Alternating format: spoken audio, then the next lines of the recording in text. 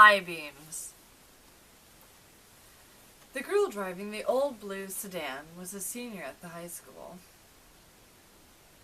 She lived on a farm about 80 miles away and used the car to drive back and forth. She had driven into town that night to see a basketball game. Now she was on her way home.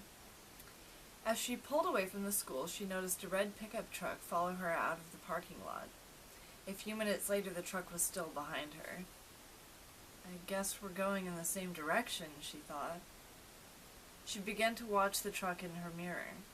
When she changed her speed, the driver of the truck changed his speed. When she passed, so did he. Then he turned on his high beams, flooding her car with light. He left them on for almost a minute. He probably wants to pass me, she thought. But she was becoming uneasy. Usually she drove home over a back road. Not too many people went that way, but when she turned onto the road, so did the truck. I've got to get away from him, she thought, and she began to drive faster.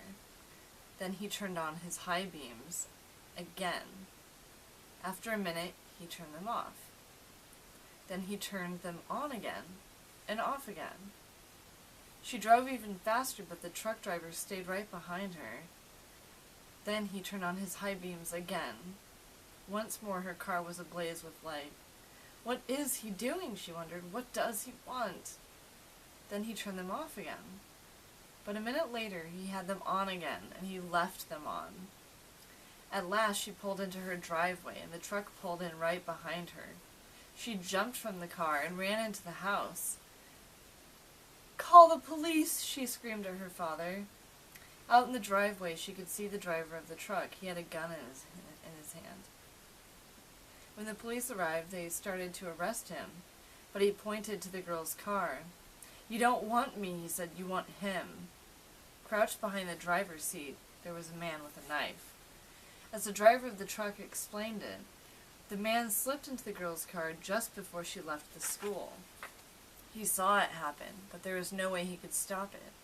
He thought about getting the police, but he was afraid to leave her, so he followed her.